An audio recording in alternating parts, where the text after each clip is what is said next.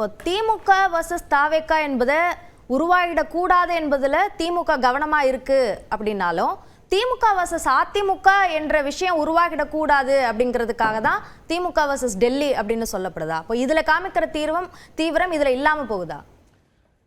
இல்லை, திமுக எதிரே இருக்கக்கூடிய கட்சிகளில் யாருமே 3 பிரிவுகள் இருக்குன்னா 3 பிரிவுகளுமே இந்த தேர்தல் முறையில் தங்களை விட முன்னால் வந்துவிட முடியாது அப்படின்னு உறுதியாக நம்புகிறாங்க.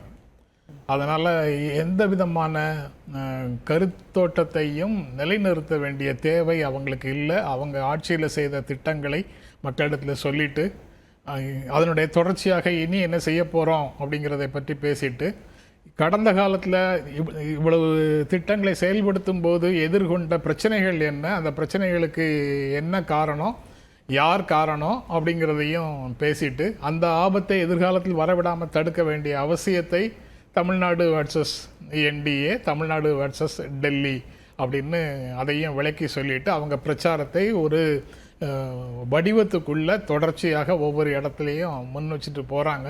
அதில் அவங்களுக்கு எந்த விதமான பிரச்சனையும் இல்லை. ஆனால் இந்த தேர்தலை திமுகவுக்கும் தனக்குமான தேர்தல் என்று சொல்ல வேண்டிய கட்டாயம் தாவேக்காவுக்கு இருக்குது. அதனால் அப்படி ஒரு கருத்தோட்டத்தை மக்கள் மத்தியில் விதைப்பதற்காக அவங்க திரும்ப அதை சொல்லிட்டு இருக்கிறாங்க.